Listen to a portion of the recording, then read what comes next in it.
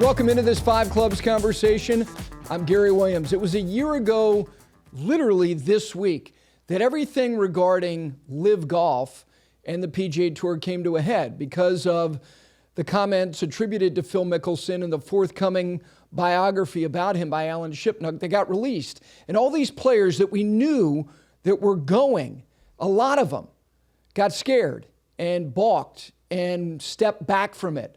So the PGA Tour went to the Players' Championship, and they're declaring that it's dead. And I'm saying all along, no, they're not. They're not dead. Well, here we are a year later, and they're alive. And I'm not necessarily sure how well they are, but there are a lot of very, very good and big-name players that made the choice. One of them is going to join me here in a second. Somebody who has won a major championship, somebody who has been a star on a European Ryder Cup team, and somebody who is absolutely going to do network television. That last part is not likely going to happen. Not soon, maybe not ever. Why? And how does he feel about it? The person I'm talking about is Graeme McDowell. Affable, likable, well-respected. How about his journey over the last year and what's going to happen next? All of that is coming up on my conversation with him right now.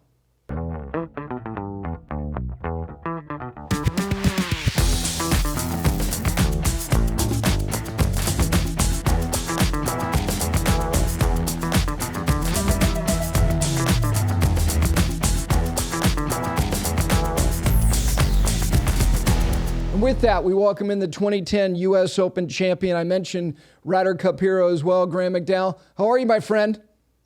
I'm great, Gary. Always good to catch up with you, buddy. It's been too long. It has been.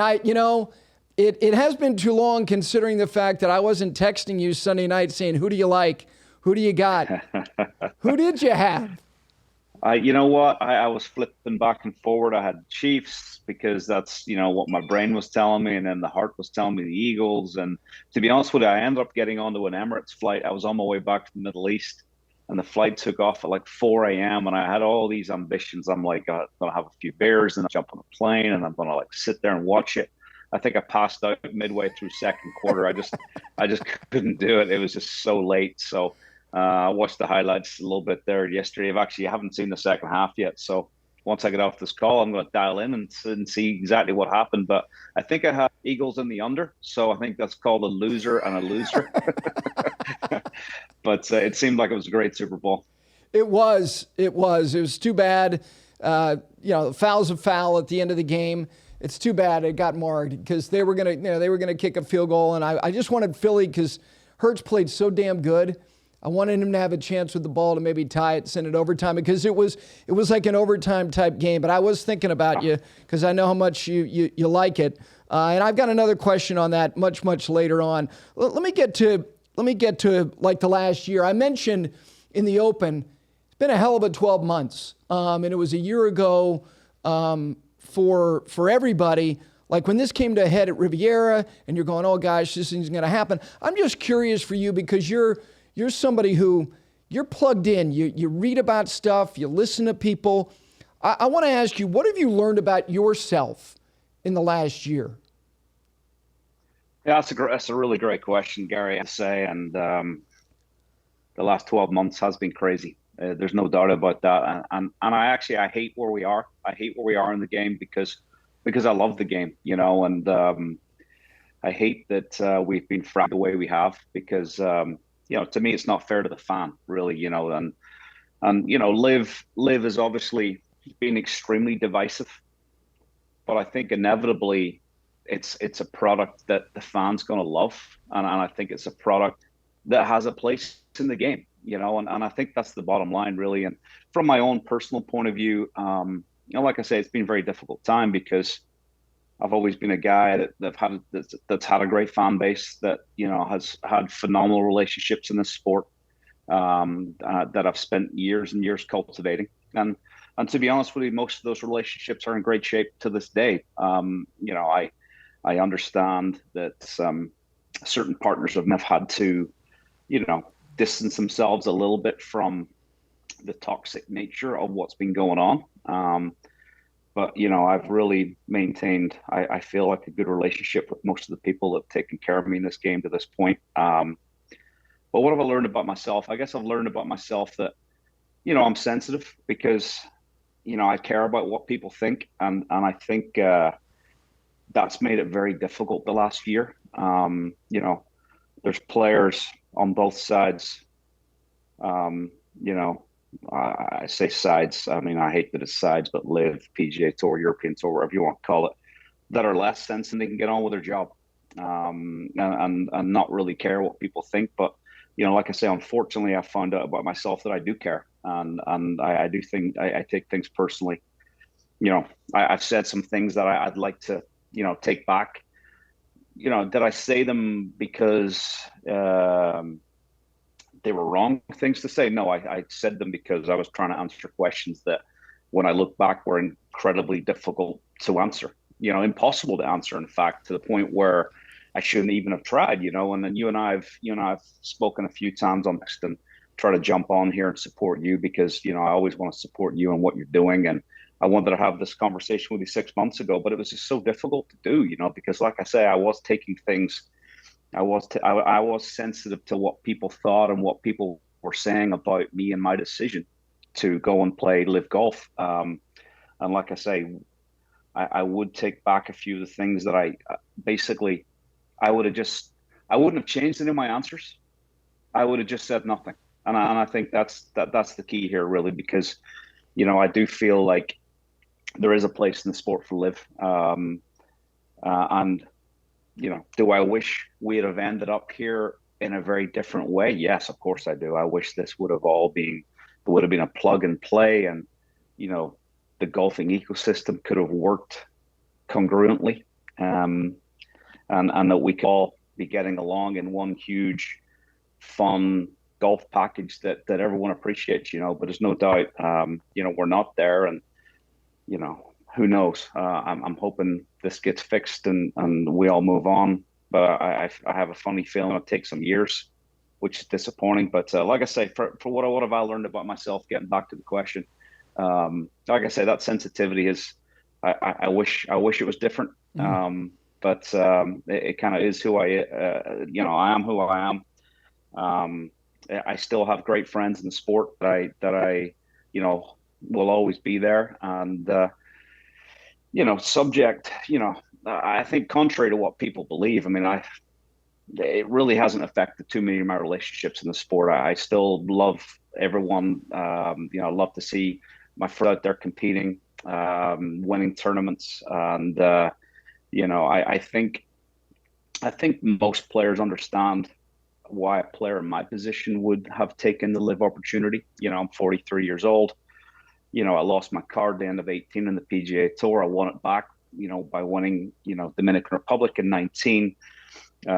Started playing pretty good into 20, and then hit the COVID wall, and honestly played 18 months of the worst golf I have probably my whole career right out of COVID. And, there were no guarantees in the sport. I think when something came along and offered me nothing but upside, it was a very compelling opportunity at that point in my career. Not that I thought I was done, certainly not sitting here saying that, but I was certainly feeling like, it was uphill, it was definitely, really swimming into the current, if you like. It was difficult. And, all of a sudden an opportunity comes along, like I said, nothing but upside. And, I spent a long time weighing this opportunity up, calling the people I respect in the game of golf, speaking to my partners, speaking to my friends, speaking to my family, understanding the things I'd be potentially walking away from, weighing that all up with the pros and cons. And I felt like it was the right opportunity for me, and a great financial opportunity, scheduling opportunity to where, I could spend more time with my family when, my kids are 6 and 8 and 14, where, it's a chance to spend more time with them. All the cliche reasons that people like to jump on and kind of ridicule when, like I said, for a guy at 43 years old, running out of time in the sport, it was a great chance. And I sit here very, very happy with the opportunity that's ahead of me this year, the schedule that's ahead of me this year.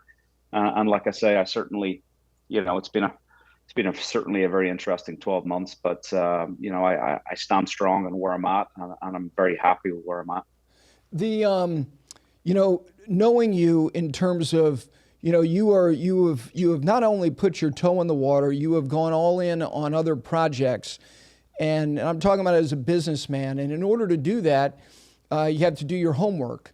And so I ask you not about the particulars of what you got, but you mentioned about hearing stuff from somebody, and you have a reputation of affability and engagement and likability that you have not experienced a lot of backlash in your life. People like you. Your social media is actually you. There's an authenticity to it.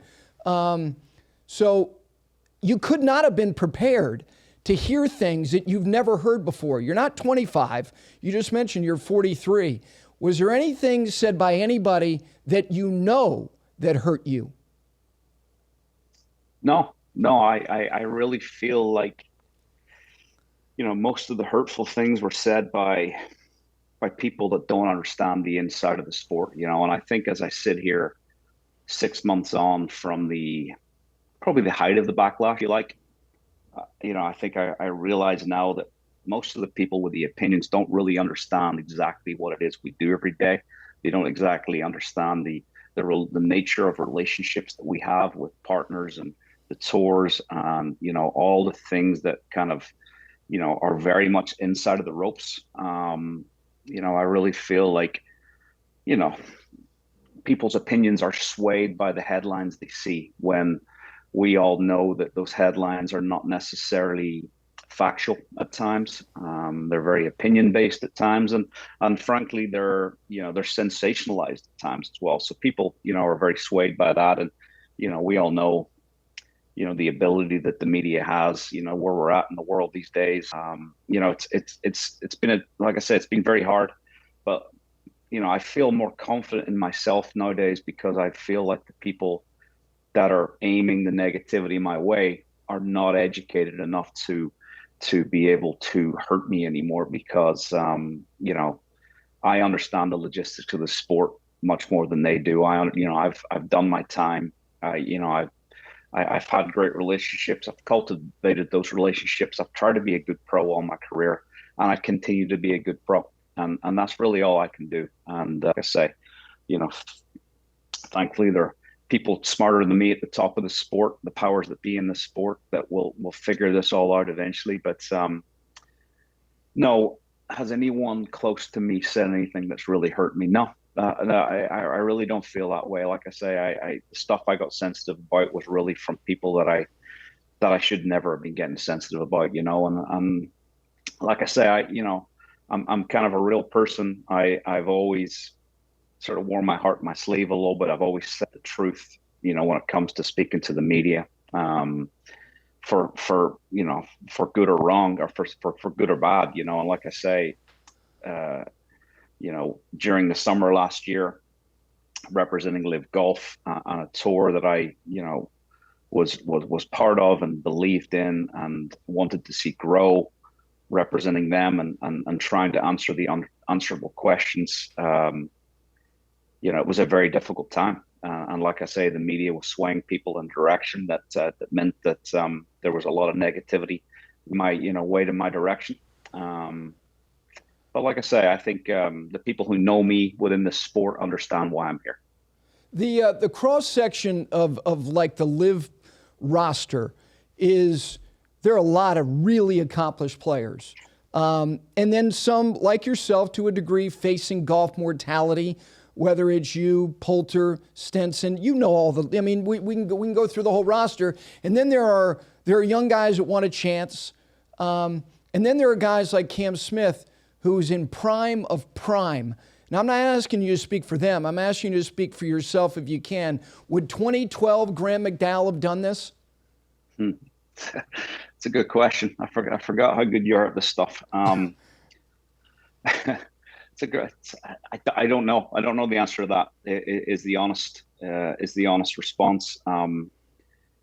Like I said, for me in my position 12 months ago, I'm not going to say it was a complete no-brainer, because it wasn't a complete no-brainer. There was a lot of people that I spoke to at the high levels of the sport. There was a lot of, and like I said, there was a lot of things that I knew I was potentially walking away from forever. be that a Ryder Cup involvement in any way, shape, or form, player, assistant captain, whatever that may be. And I care a lot about that, a potential career in media. What does that look like? The great partners that, the PGA Tour have, for example, that I have huge respect for, CBS, NBC, partners like that, potential relationships there.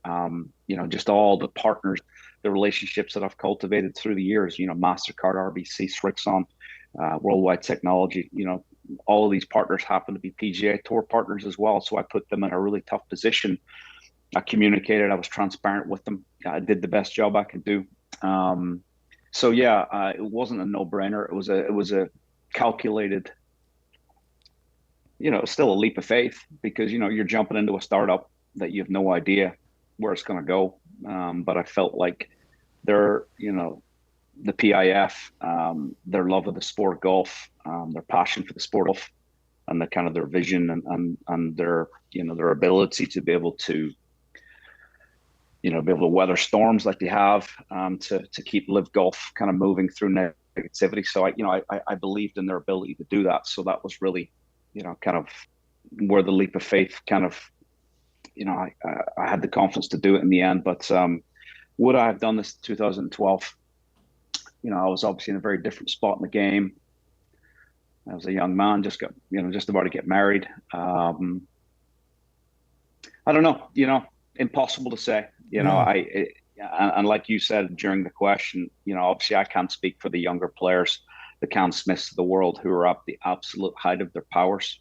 The only thing that I would say is that the sport of golf, and this is what people don't know, that sit behind their TVs watching us, they don't realize the pressure, the grind, the travel, the absolute commitment level that it takes to be the best at the sport. Some players deal with it better than others. Some players embrace it and love it. And, you get a guy like, say, Vijay Singh, who's still out there today doing it and working his ass off. And absolutely, I'm pulling him randomly out of the air just because he's the first guy that popped into my head. But there are certain players out there that don't want to do that until they're 55, 60. They just don't want to do it. They love golf, but they find it a game that really requires a lot of them. They have to give so much of themselves. And so, that's just a kind of, to me, a sort of look into potentially why some players may sort of see their path, their journey being shorter.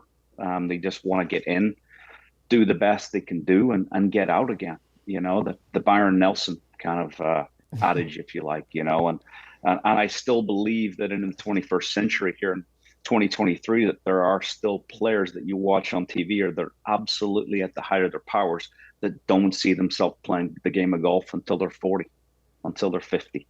So when they get an opportunity, say like LIV Golf presented last year, they're like, this is my short path, this is my runway, and this is what I want to do.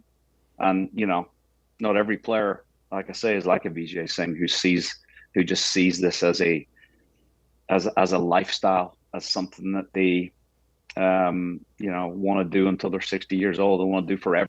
So that's to me just that's a personality trait. I'm not aiming that at anyone in particular. And that's not necessarily me. I'm not speaking for myself there. I'm really plucking that out of the air, just knowing guys, knowing the players, having seen guys come and go, that, to me, not everyone sees their runway into the sunset.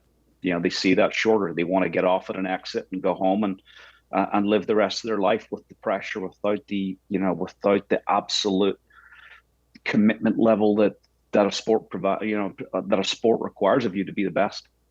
You said the PIF, and this has been they've taken this carcass down to the bone. So I'm not going to waste time or spend time on this, but I do want to ask you, because you'll tell me what you think. The Public Investment Fund, for so many people, it's where the money's coming from, and you're not going to get a lot of people past that. And I would tell everybody on that side or whatever side it is, you're going to die trying because you're just not going to. You said they love golf down to your soul. You think they love golf? I mean, obviously I don't know the personnel within PIF very deeply. All I can speak for is Yasser, who is, our CEO, the visionary behind LIV Golf. Yes, I've played golf with him. I know he loves the game. I know he's passionate about the sport, and it's all, he loves being out there in the range, and he's surrounded by 48 of the best players in the world, and one of the funniest things I heard them say lately at a dinner was, "Please stop giving me golf tips," because I've got 48 of the best coaches in the world throwing tips my way. But no, yes, he loves the sport of golf. I know he does. I've looked the guy in the eye. I've listened to him talk about it. LIV Golf is an investment for these guys. There's no doubt about that. And they see a future. They see an ROI. They see this as a financially viable structure. People will look at it to this point and say, "How can that possibly be?" It's a bottomless pit of money that they're throwing into this black hole of golf when, there's no doubt they need this to be financially viable. When I say that, the PIF is not a vehicle that is trying to get into golf to lose money. This is a venture that needs to be financially viable for them. There's no doubt there's going to be some short-term pain regards the investment that is required, but the 12 team franchise models, creating those franchises and turning them into $100+ million franchises is something that they believe is viable, and I agree. I think it's going to take some time for the world of golf to kind of buy into the product and see the kind of a success of the product, and see guys getting into the team model side of things. But no, I mean, to answer the question simply, yes, Yasser loves the game of golf, passionate about it. In Saudi Arabia, the game of golf is something that they want for the people, and having high level world class players come to play events in Saudi all over the world, associated with them is something they believe in. The no good business wants to lose money, but the term loss leader, and you're not a cynic, but you're curious. So when you hear the opposition, and I've, learning about Vision 2030 and not relying on petroleum and where their economy is going, and an imaging and brand of what they might be post-petroleum dependent. Have you spent any time looking at, God, are they just using us? I mean, honestly, no. I mean, the world's a scary place right now. I really, I live in America. My wife's American. This is home for me, and it's. I certainly feel like I follow politics more than I ever did the last 10 years of my life, just because it's a crazy. It's in your face. It's crazy stuff, and I feel like people are fairly fed up with the establishment. They're fairly fed up with kind of where governments are right now and the corruption levels, and I wish I'd have spent more time at school learning about this stuff. I really do, because it's so difficult to be able to quantify and learn and understand kind of where the world's at, and how does a country like Saudi Arabia plug into the world, the general direction that the world's moving in, because the oil, the debate over oil and the prices, and Russia and kind of all of these things that we've seen kind of play out the last 4 or 5 years. What does that mean? What does that mean to the world? I mean, obviously oil is an incredibly valuable commodity, that the oil, that the world does not have an infinite amount of, and where do we go after that? And like you say, how does a country like Saudi Arabia plug into all that? China and Russia. And I don't know answers. I really don't, Gary, and it's difficult. And I try not to go down the rabbit hole, because if you do go down that one, it's a very deep one, and you don't know what direction it's going to take you. So, for me, I try to focus on the golf. I try to focus on kind of what LIV Golf is and what it's trying to be, and how can I contribute to that product. And I've tried to distance myself from the battles, I guess, that are being waged between the PGA Tour and LIV and the European Tour and LIV, and I really try to focus on the players. I'm always curious to play with guys that are not on LIV, and kind of to take their temperature regards what they think of it, and kind of what they feel is doing to the game of golf. And most of the time, 99% of guys I bump into, they would be there in a heartbeat, and I think that's the bottom line. And I understand, and I respect the guys that are not there, and that are flying the flags for, the tours they believe in, and doing a fantastic job. Take Rory, for example. I mean, the way he's played the last 12 months, I can hardly fathom it. It's because he has done an incredible job protecting what he believes in, and really has been out there front and center, and talking about being sensitive, being personal, taking things personally, like I said at the start of this conversation, that I found that out about myself, that I am sensitive. I feel like Rory is also sensitive and takes things personally. To be able to take that energy and roll it up, and focus in his golf, just incredible. I mean, I have huge amounts of respect for him, and I feel like, to me, I don't care what side guys are on. I really don't. I mean, if LIV's not for them, I totally respect that. All I ask is that they respect kind of why I made the decision. I can only take care of me, but I totally have huge amounts of respect for guys making their decisions, playing where they want to play, believing in what they believe in, and like I say, singling Rory out because it's impossible not to. It's an incredible 12 months for him, and we'll hopefully sit down over a glass of wine someday somewhere, and look back at all this, and hopefully, like he said before, the PIF want to spend money in the game of golf. Let's let the world of golf benefit from it. And I think, I totally agree with that. And I still hope that we can all find a way where, the game of golf can benefit from a nation that cares deeply about the sport, and that wants to make the game of golf better via its vast resources. So hopefully we can all still get there one day. The product itself, it's interesting, as somebody who, likes to consume television, likes to consume broadcast golf television like you have. You're interested in it. Have you been able, you're all on the golf course at the same time. So how have you evaluated the way that the product is being presented? What are your thoughts on it? Yeah, it's, you make a great point. I've because of the shotgun format, it's not like you play in the morning and you sit down in the afternoon and you pull for guys to make these. That's typically how I grew up playing sport. But and you end up watching a lot of the coverage, and you might be sitting there on a Saturday morning, maybe going well in the tournament, and you're catching up on some of the early coverage, trying to see what the course looks like, what it's playing like and stuff. But I really haven't seen a whole lot of LIV coverage. Obviously having guys like Faraday on board obviously strengthens kind of what we have. But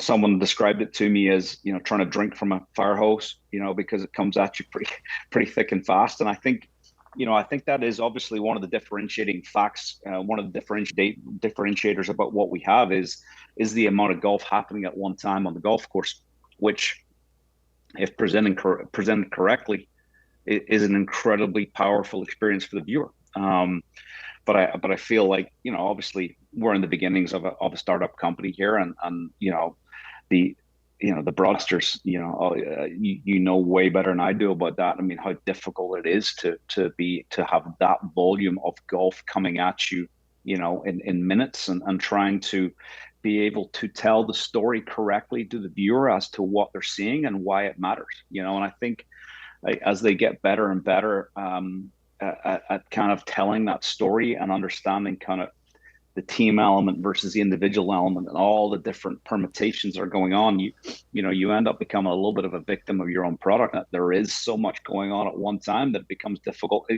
I think of the FedEx Cup sort of right out, as we're talking about that, some 4 or 5 years ago, when they're at East Lake and no one has any clue what's going on because there's permutations, there's so many different angles, right? And the PGA Tour have obviously been trying to mess with that product to try and create a more understandable experience for the viewer. So I think that LIV is certainly in this infantile stages when it comes to being able to present the broadcast correctly with the volume of activity that's happening. And this is me talking as a guy who actually hasn't really sat down and watched a whole lot of it. I'm only sort of reacting to the opinions and feedbacks of friends and people that actually have a lot of the broadcast. But I do feel like the opportunity is there to create something that's very, very compelling. Our team championships in Miami at the end of last year, I thought they were fantastic. I really did. I mean, I didn't have a chance to see any of the broadcast, but I watched a bit of the stroke play stuff on Sunday, which, I'm not sure if that was, you have all this great match play, team match play, and then you go to stroke play again. It's kind of like there's such a contrast there. But, speaking from my own personal experiences, the 2 matches I was involved in, they were like little mini Ryder Cup experiences. They were just amazing. And I really enjoyed the format of the team championships. I thought it was fantastic. And I thought, I really left Miami on a high about product. Because I really did feel like, that was why it was different, creating, the team bonds. To me, why the Ryder Cup's been so special, the President's Cup's been so special, is that guys playing for each other are so much greater than guys just playing for themselves. And I think being able to embrace that on a week-to-week basis, 14 times a year, culminating with a team championship, I think there is something really tangible there. The viewer hasn't quite understood it yet, and I think it will take some time, but I feel like it is different and it's real. That was one of the things that my biggest takeaway from 2022 on LIV was how into the team stuff the guys were. I thought, we're playing for 20 million individually every week, that guys weren't going to care at all about the team. But it was quite the opposite. To me, the individual thing was much number than the actual $5 million team prize money that the guys were pulling for each other from on a week-to-week basis. I was actually blown away by the engagement level that guys had regards to the team. And that, for me, was the single coolest thing about LIV last year was just how into guys were, how into that the guys were. And, we'll hopefully continue to build on that this year as we go more into this franchise, specific model. And I look forward to kind of more of that this year, because I really feel like, $20 million individual events are becoming, obviously Phoenix last week. We move into Riviera, we're moving into Bay Hill, $20 million is going to, it's players in 25. Yeah. Yeah, exactly. $8 and $10 million was phenomenal 5 years ago. Now all of a sudden we've gone vertical again. And you can argue that that's driven by competition. That's driven by trying to get better. That's driven by tours trying to look after their players and be the best they can be. And if nothing else comes out of this except a golf tour understanding what the player needs, and that you got to take care of the best players and you got to reward the best players. I think if we get nothing else out of this journey, at least we'll get that, and players will have that little bit more protection and that little bit more guarantee and that little bit more appreciation of what they bring to the table. The fact that they're selling tickets and they're putting bums in chairs to watch TV, that they deserve rewarded for that. And I feel like that's why we're here today in this divided kind of golf product, because I'm not sure the player was looked after enough to this point. The product itself, like, look, First of all, you talk about on the television side, Keith is a world-class producer. You have credible voices. You get golf shot after golf shot.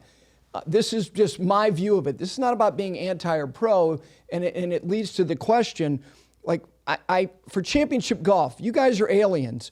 You're different. So I want 72 holes. The other part is, and look, you've had to wait until the end of the day. And that's one of the dynamics of elite professional golf. Go sleep on it, and you don't get to play the next morning. You don't get to play till 3 o'clock in the afternoon because you earned that final tee time. Those things are differentiators for me. And maybe it's archaic, but there's something about that. That's why the achievement to me is even greater. You didn't go out and start on the 6th hole and you catch a flyer and you shoot 64 and you look up and you won. If there's one thing you could change about the current product, maybe you do, and maybe you guys have a lot of input. What would you change about what you currently do? You mean within the LIV product itself? Yes. And I do hear you, Gary, by the way, and I do feel like the tradition and the 72 hole, 3 o'clock tee off and sleeping on the lead, and there's absolutely no substitute for the pureness of that. And I don't think LIV was ever trying to replace that in a million years. To me, LIV sits as part of the golfer experience. The 4 majors are there. They're absolutely on a pedestal, and they should forever be on a pedestal. There's no doubt about that. You know, I got my US Open trophy sitting behind me, and you know, to me, you know, that was to have won one of those.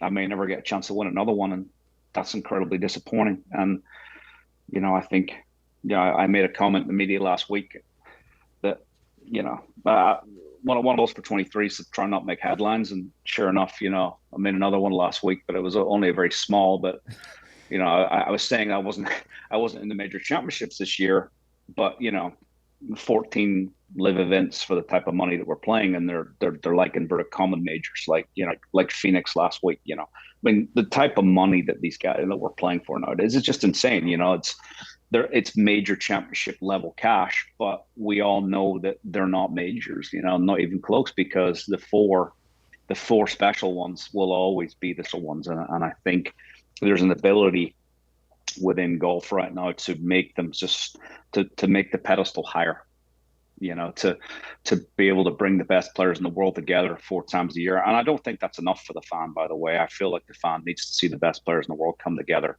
more than 4 times a year. But you know, there would be something unique and special about having those moments where we see who the best is, right? The world ranking system right now, you know, it doesn't tell us potentially who the best is. Is Scotty Scheffler the best player in the world? He's pretty good. Yeah, absolutely. Is Cam Smith better than him? Unfortunately, we don't know anymore, which is disappointing for the fan, right? You know, it's, you know, the world ranking system is a little defunct right now, and until we do something about it, or, you know, just acknowledge the fact that there is no real solution, that, you know, we're going to have to try and get creative to work out how to get the best players together more often. So, you know, getting back, I'm deviating big time, getting back to the question. What does LIV need to change would I change anything? No, I really don't think I would change anything. I think I would maybe bring a little bit more of the match play element into LIV. I don't think necessarily we maybe need 13 54-hole events followed by a match play team championship. I think we have an ability to be more creative than that, perhaps. And again, it's a startup company, and we'll all sit down in the room in our first event next week in Mexico, and we'll probably discuss where we're at, where we're going. And, you know, it is a great players forum. They do listen, they do communicate with the players, they care about what the players think. So I guess, to me, LIV has its place in the sport with the 4 majors, with whatever else is created around it. And to me, every week doesn't have to be 72-hole tournament. It doesn't have to be there. You know, I love the tradition of the sport. You know me. I believe in the pureness of the sport. I love the traditions. I love the history. I love everything. You know, LIV's not trying to create, it's not trying to replace the great tournaments in the game. It's trying to be an add-on. It's trying to be additive. It's trying to be complementary to everything that happens, to try and give the fans something new, something different. And to me, I still believe that. I really do. The four majors will be the special ones, the Ryder Cup, the President's Cup. I mean, they're something, very different. And to me, I think LIV's trying to embody more of the Ryder Cup, President's Cup atmosphere and camaraderie and fan engagement, trying to create something in the middle. This is the first time I call bullshit on you, because you don't want to start on a 232-yard par 3. Are you getting after the shotgun? Yeah, I mean, I'm just saying. I mean, come on. If you look up and you go, I'm starting on 6, that's 232 into the puff. Yeah. Are you asking me to watch shotgun? No. I have to say, there's no doubt the shotgun element has taken some time, some getting used to. I'm the kind of, like, my warm-up routine, I'm the kind of guy that likes to fall off the range with about 7 minutes to go to my tee time and roll under the first tee about 3 minutes to go. Ask my caddy, he's got many gray hairs to show for it, trying to get me to the first tee. In LIV, you have to be jumping on a golf cart with 20 minutes before your tee time to get yourself shuttled out. So like a 232-yard par 3 with water right into the wind, and that's your first swing of the day, right? So there's no doubt that's taken some getting used to. And would I change that? I embrace it for what it is, because it's unique, and it's what creates the whole 4.5 hours of golfing window, as opposed to the 8-10 hours of golfing window, right? So I embrace it for what it is. Do I like it? No. But it's a unique element of what we do. Because it's so different in the game of golf, and it resembles a pro-am. It resembles some kind of Mickey Mouse type golf that people are like, a shotgun, that doesn't make any sense. Well, it makes a lot of sense from the idea of what we're trying to create, but it is something very different. We do have the ability to potentially go two tees with 5 or 6 slots on each tee. How many? 48 players, 24. That would be tee times on each side. We potentially could go 2 tees and go a little bit more traditional with our tee times, but I don't know. Again, up for debate, and I'll let them know what your opinion is. I'm sure you will. A couple other things. You mentioned the Ryder Cup. You mentioned television. Look, a couple networks have already made a run at you. You have the gift of gab. I've always said you can either do it or you can't. Doesn't mean you can't get better. You're going to have a television job. Who knows? I think there was a very reasonable possibility you could have been the captain of the European Ryder Cup team at Adair Manor. Those are lofty things, particularly the latter one. That's hard to digest. And look, forever's a long time. I'm not saying any of these things are still not achievable. A lot of life changes constantly, but that's a hard thing to digest, is it not? To be able to be walking away from opportunities like yes.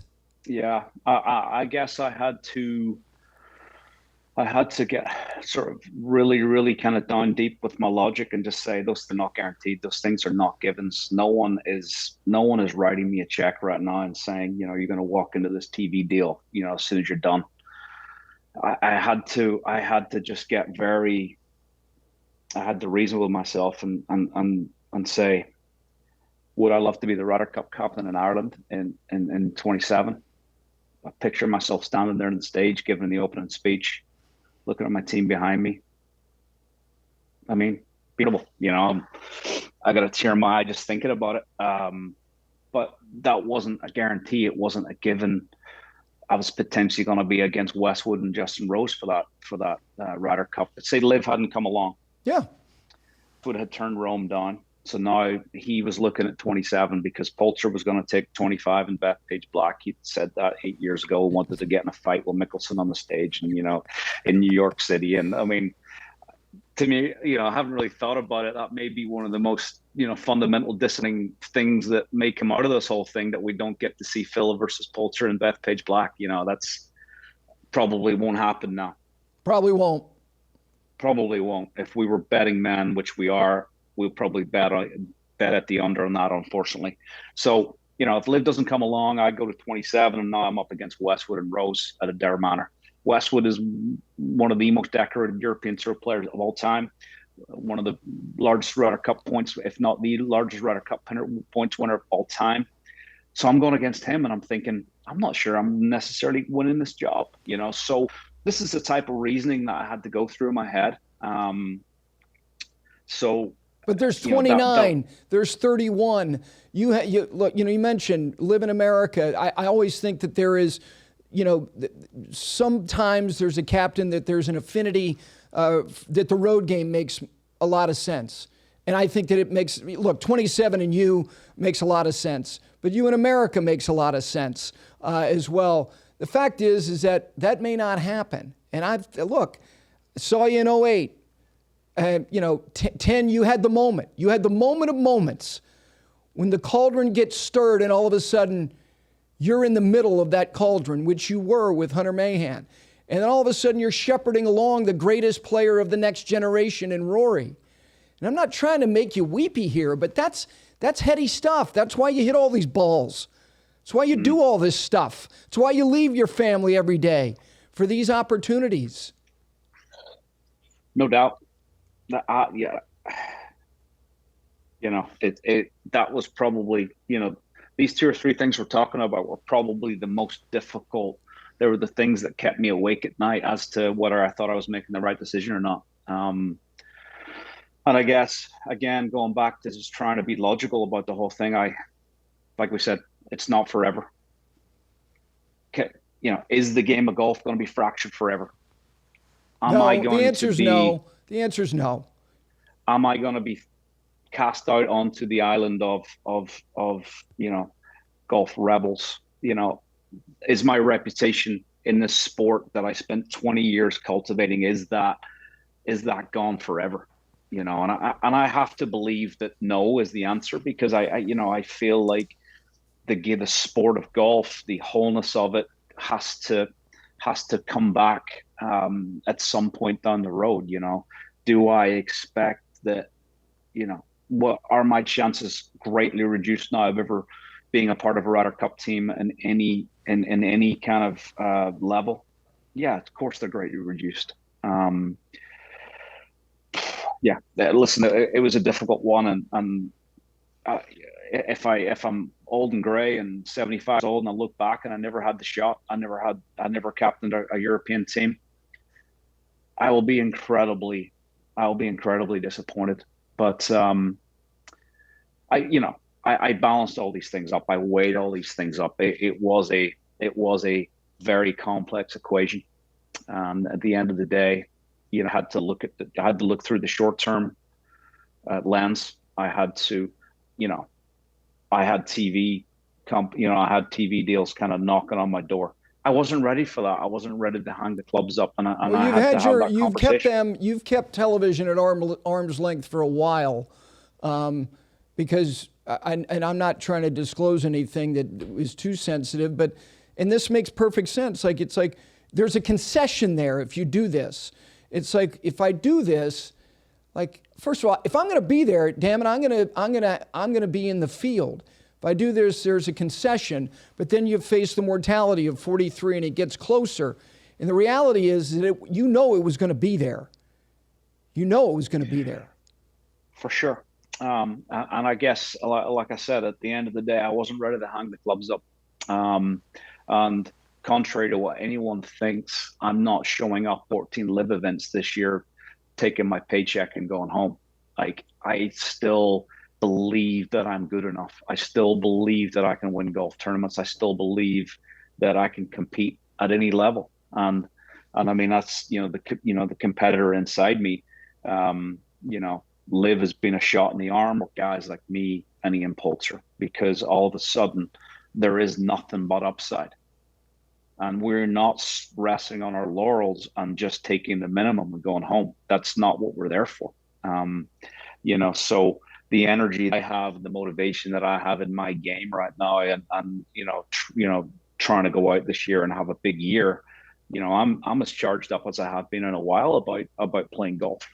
And like I say, I wasn't ready to hang the clubs up because I still love competing. And going back to what we talked about at the start of this conversation, I always viewed my road as quite long. I've been this is my 21st year on tour. The senior tour. I'm not sure I ever viewed myself kind of playing in the cart in my 50s, out there grinding 30 weeks a year. I'm not talking about that, but I still, as I sat here this time last year as a 42-year-old, I still viewed, my runway of competitive golf. I viewed it for another 3 or 4 years because I still believed I'm good enough to do it. And, if I don't feel like I'm good enough to win, that'll be the time when I have to be reflective and think about what I'm going to do next. But I'm not there yet. I still think I'm good enough to win. And that's the key, and that's what keeps driving me, and that's what gets me up every morning and keeps me, working hard at my craft. This whole, do I love the fact that my schedule this year is so predictable and I know where I'm going to be and I can plan time, spend time with my family. Typically, if I was moving into a PGA Tour year this year or European Tour year, and I'm ranked 350th the world or wherever I am right now, which I used to flip the OWGR.com on a Monday morning, get all frisky and excited about where I've moved to, but those days are unfortunately gone because of where we're at from a world rankings point of view. My last 4 or 5 worldwide starts from a world ranking point of view have actually been okay, but obviously the deterioration of not making the LIV really hurts the bottom line. But what was I saying there? But the predictability of my schedule is pretty nice this year. I will try and qualify for the US Open, which I have done every year since my exemption ran out. I happen to win the only major that doesn't give you an invite back, pretty much for lifetime. I'm not sure how USGA came up with that one. Maybe they decided because that's who they are, Graeme. That's who they are. I guess so. I guess the US Open is just a little bit more brain damage than the other ones, perhaps, and they don't want to subject 55-year-olds to that. But I'll try and qualify for the US Open like I have every year, and potentially play the Scottish Open if the DP World Tour thing goes the way we hope it will go. And the Scottish Open will be my only way into the British Open. Aside from that, there's not too many question marks in my schedule. Normally I'd be coming out, trying to qualify for this, that, and the other, and trying to move my world ranking and trying to get into all these different events and having a bunch of question marks on my schedule. This year is incredibly predictable. I've got a lot of great stuff to plan, and I'm fired up, and I'm looking forward to a big year. All right, let me get you out of here with these 5 quick questions. You're a restaurant owner. 2 excellent restaurants, but what is the best restaurant not in the United States or the British Isles? It's your favorite restaurant around the world. That's a great question. I don't know. I'm picturing some Miyazaki beef at the Dunlop Phoenix. There's like a teppanyaki restaurant in the hotel. I'm not sure you've ever been to the Dunlop Phoenix, but just the beef is just spectacular. So I like Japanese cuisine, so I'd probably go with that one. I think it's called fukami, and I think that's what you say when you get the bill as well. You go, whoa, me, because it's about $50 like an ounce of this Miyazaki beef. It wraps pretty quick. All right, the best book you are reading or just finished? Best book or reading or just finished. The David Goggins autobiography was one that I just got done with. He's a very interesting guy to me. I love a lot of what he talks about. I actually just carried a book with me on my 2-week trip there to Saudi and Oman. It was called CEO Excellence, and didn't even turn the first page of it. It just came with me in my travel, sat beside my bed, and then came home again. But no, David Goggins' autobiography, I've actually got his new one as well. He's a very interesting guy. I love a lot about. I love his mantras, and he's a really interesting guy. All right, the sporting event you want to go to in the next year you've never been to? Bucket listers. I mean, World Cup final in New York. That's obviously not going to be for 4 years. 26. I've got my eye on that one. want to get to another Super Bowl. I got to be honest with you. My little boy's going to be 7 this year. I want to get him into some NFL and maybe take him to a Super Bowl. Yeah, that's too bougie. That's too bougie. You need to take him like go to Lambeau in November. Yeah, you go. That's what you need to do. Yeah, you got to start him at the bottom and work up, like you say. November, Lambeau Field. Yeah, that'll teach. Yeah, flurries. You're in a little bedroom community. You're like, you got to be kidding me. One of the great franchises in all the sports plays in this little neighborhood. Plus, you'd be into that. You'd be into that. I get the Super Bowl part. All right, what is maybe the Ryder Cup in Rome? Can you give me tickets? All right, what is the one? What profession would you have liked to have tried? Like as a sporting profession? No. Any profession. Toll booth collector or actuary, anything. Yeah, interesting. I was an engineer at school. I really had no idea what I was going to do with it. Probably some sort of aerospace engineer. That's pretty lofty. F-35s. There you go. I was going to say TV commentator. You can probably still do that. All right, last thing. What is your favorite sound? My favorite sound? Probably the ball hitting the bottom of the cup. It's a good one. It's a good one. Those ones in Japan that go ding, ding, ding, ding, ding, and you can hear it from like 400 yards away back in the fairway. Yeah, I'd say, the favorite sound. Probably the ball hitting the bottom of the cup. It's a good sound. Never gets old. Especially when it's downhill left to right. You've made a few of those. Was the one at Sherwood left to right when you told Stevie Williams to put the bib back on? Yeah, that was a couple cups left to right, about 25 feet. I can still pretty much see that putt. It's weird, I can see it in my mind. Yeah, that was a nice one. Yeah, put the bib back on, Stevie. It's one of those. I'm not even sure if I did say that to Stevie, but I definitely thought it. Yeah, you've told me you didn't, but I like the fact that everyone thinks you did. So we'll just let the myth live. To be honest with you, I've heard the story so many times that I'm actually starting to doubt my own memory of whether I did or not. So I may just have to go with it. I did. Why not? Hey, listen, the next time you play competitive golf, you're going to a place you won at Mayakoba. Most importantly, thank you for doing this. Best to the whole crew right there in your compound there. And I hope to see you sooner than later. Definitely. Yeah. Thanks for having me on, Gary. Sorry it's taken so long. It's like we said, it's been a difficult time, but hopefully we'd let the golf do the talking this year. And hopefully we can catch up sooner rather than later. Best to you and the family. We'll see you soon, man. Certainly appreciate Graeme McDowell taking the time. This has taken some time because it's been a challenge for any of these guys to talk at length. And I appreciate his willingness to not only do this, but be full about it, because that's kind of the way that he is wired. But most importantly, thank all of you for taking the time to watch and listen to this Five Clubs conversation. We'll see you next time.